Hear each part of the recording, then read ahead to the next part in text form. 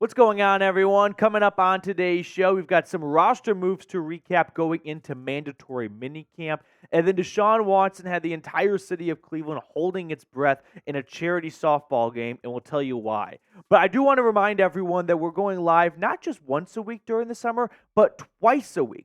Tuesdays and Fridays, different times, because I don't think anyone wants to be live with me at 5 p.m. during happy hour on Friday. So we go live a little bit earlier to kind of get the happy hour good vibes going. And we do live Madden Sims every single live show. So if you want to see how the Browns season plays out in the Madden universe, join us Tuesdays 5 p.m. Eastern and Fridays at 2 p.m. Eastern. Now, let's get into the roster moves that the Browns made. They made 2 additions, and then, of course, that was followed by 2 subtractions. So most recently, they added offensive guard Wyatt Davis, and before that, safety Brady Breeze. And to make room for the 2 additions, they waived defensive tackle Jayden Peevy and one of the 3 kickers that they have behind Dustin Hopkins and Cade York, Lucas Havrisik. But Wyatt Davis, I would say, is the most notable name of the 4 players that were a part of the roster moves. 3rd-round pick out of Ohio State by the Minnesota Vikings back in 2021. So the pipeline from Columbus to Cleveland continues on, even if there's detours to the Vikings, Giants, Saints, and Cardinals. Unfortunately, he missed all of last season on injured reserve, but he does have 9 appearances split between those 4 teams. And he's also the grandson of NFL Hall of Famer Willie Davis, who was well before my time, a Cleveland Brown for a short period, traded to the Green Bay Packers, and probably a move that the Browns would like to undo, like a lot of transactional moves the Browns have made in their history. But the offensive line depth chart, Wyatt Davis joins a very competitive offensive line, to say the least. I mean, the Browns have a top 5 offensive line, but even at their depth, they've got some really good competition like Michael Dunn, Zach Zinter. They brought in Brian Allen. He was a Rams Super Bowl winning center for that team. Recent draft picks like Luke Whippler. Of course, there's DeJuan Jones, Jack Conklin. I can go on and on. But my suspicion is they added Wyatt Davis because mandatory minicamp's coming up. They're not going to push Joel Petonio or Wyatt Teller much at all in minicamp. So they need a new backup center when Michael Dunn and Zach Zinter maybe take over as the starting guards during minicamp, and Davis can kind of rotate in with the second and third team offense. The defensive line, it's still as competitive as always. I mean, unfortunately, Peevy not currently on it. Wouldn't be surprised if you see the Browns bring him back. Teams like to do this, right? They kind of have a taxi squad going at the end of their roster. The other addition they made was Brady Breeze. This was a few days ago. 2021 6th-round draft pick out of Oregon by the Tennessee Titans. He's got 11 career appearances split between the Titans and the Lions. He was with the Browns during their rookie minicamp just a few months ago as an invitee and eventually lands a roster spot. Also joins a very competitive room with the safeties. He'll have an uphill battle to find, I would say, even a practice squad spot. I mean, Juan Thornhill, Grant Delpit, Rodney McLeod, I think Ronnie Hickman, and/or DeAnthony Bell. Like, those 5 guys are probably locks to make the 53-man roster. Maybe they go with 4 safeties, and if they do, whoever loses that roster spot between Hickman and Bell is absolutely making the Browns practice squad and likely going on to someone else's 53-man roster if they hit the waiver wire. So Breeze will have an uphill battle. And then finally, the special teams core. I mean, like I mentioned earlier, they had 3 kickers. Dustin Hopkins has been pretty MIA, if I remember correctly, throughout the offseason workouts and programs. So the Browns have been having Cade York and Lucas Havrisik do the kicking duties, and I guess they're ready to go full tilt with Cade York if Dustin Hopkins isn't there for, well, he'll be there for mandatory minicamp. So I guess at this point they don't really need to have 2 kickers for the voluntary workouts since everything from here on out is going to be mandatory. Now, before we get on to the rest of today's video and talk about Deshaun Watson, kind of an off-the-wall question.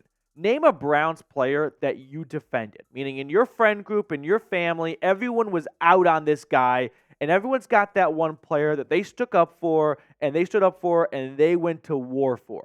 Let me know in the comment section who that player was for you. For me, I was a pretty decent defender of Cade York when the pick was made because I just think the kicker position is more valuable than we give it credit for. But I did want Dicker the kicker during the draft solely because his name is Dicker the kicker. And that's turned out to be a pretty good reasoning in my eyes. All right, next up on the show, we're going to talk about Deshaun Watson and that near injury scare at a charity softball game thrown by David Njoku. But first, I do want to tell all of our wonderful viewers about Mando, because summer is here, which means certain parts of your body may begin to sweat and smell. But kick the bad odor to the curb with Mando whole body deodorant. New customers can get $5 off a starter pack at shopmando.com with our promo code CHAT. Now, with Mando, you can put it on your pits, package, feet, and beyond for whole body freshness. Now, from the makers of Lumi deodorant, this game-changing formula is safe for your entire body and knocks out odor like a champ. Mando's starter pack is perfect for new customers. It comes with a solid stick deodorant, cream tube deodorant, 2 free products of your choice, and free shipping.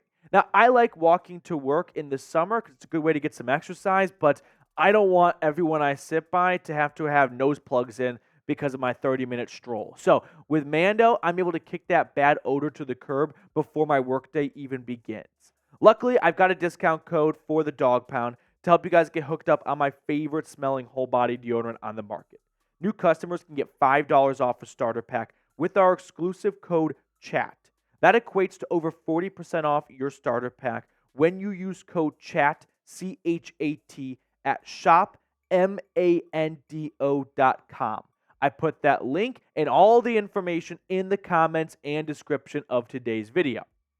So, let's get back to our regularly scheduled programming as Deshaun Watson was manning first base at David Njoku's charity softball game. And before we get much further, let me just kind of add that I love how much David Njoku has embraced the city of Cleveland. Guys from New Jersey, went to college in Miami, drafted by Cleveland. There were some up and down moments early on in his career, especially when Kevin Stefanski was hired as the head coach. Not a perfect union initially, but he's out here defending Cleveland, not tolerating any kind of BS from Micah Parsons in the offseason. And he's throwing charity softball games, which is awesome to see for a lot of reasons. So Deshaun Watson was in attendance along with a lot of other Browns players, including tight end Zaire Mitchell-Paden, who was at second base, which is what I played in 5th grade. So you know how good of a baseball player I was. But unfortunately, it looks like as we kind of cycle through the photos, Watson didn't call mine for an infield pop fly, and Zaire Mitchell-Paden started floating over to first base, and we get this collision. And the entire city of Cleveland and everyone in attendance just stopped. Silence. Holding their breath as Watson hit the deck, hat goes flying, full collision, and everyone's already thinking of the worst. And then luckily, Deshaun Watson just rises up, puts his hands up, and says, I'm okay. He would go on to play the rest of the game, I believe, for sure the second inning. And so I would think if there was even a slight fear of like, ooh, that felt a little weird, he would have just removed himself from the game. But he went out there. He didn't bat, though, if I remember correctly. So I don't think that's anything to be, cause for concern, but just a little bit more color to the picture. Of course, if you're Zaire Mitchell-Paden, you are terrified because you are a fringe roster player fighting for a 53-man roster spot. And for a quarter of a second, maybe a bit longer, you thought you ruined the Browns' 2024 season and you were going to be public enemy number one.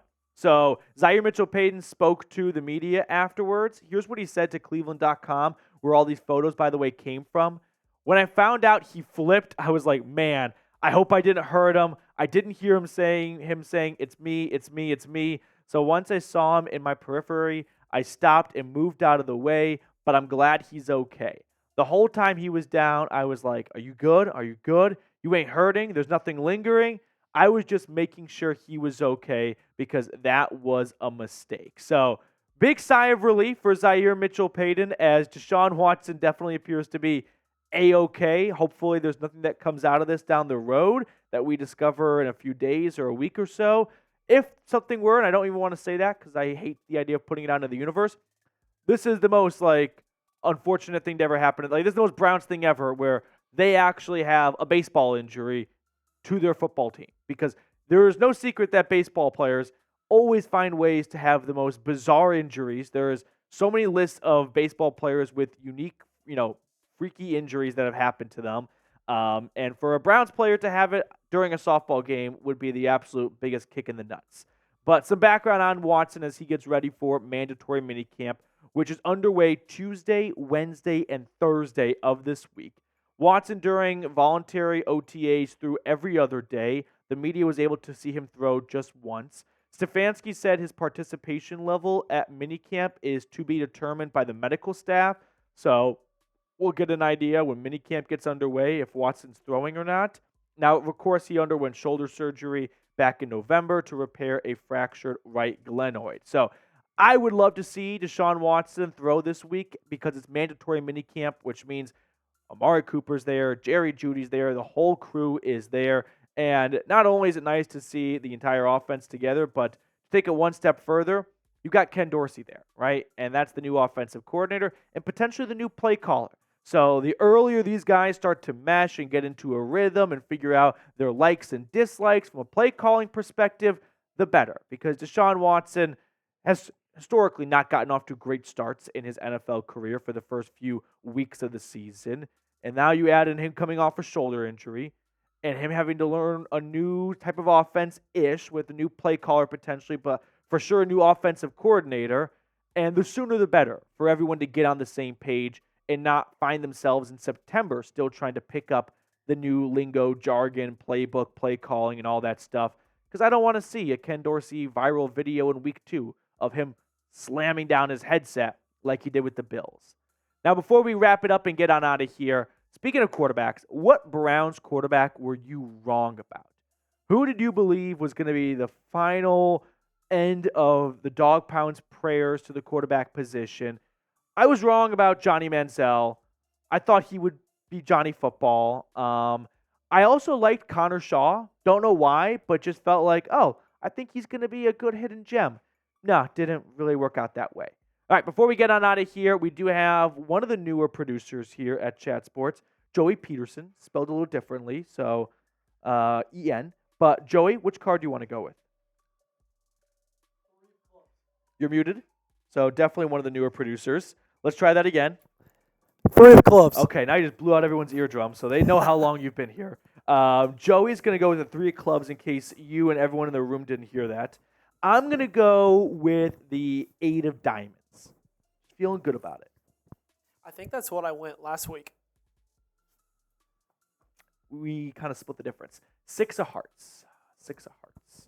All right, that will do it for us on today's episode. Appreciate everyone for tuning in, hanging out with us. We're going to sign off and catch up with you all later.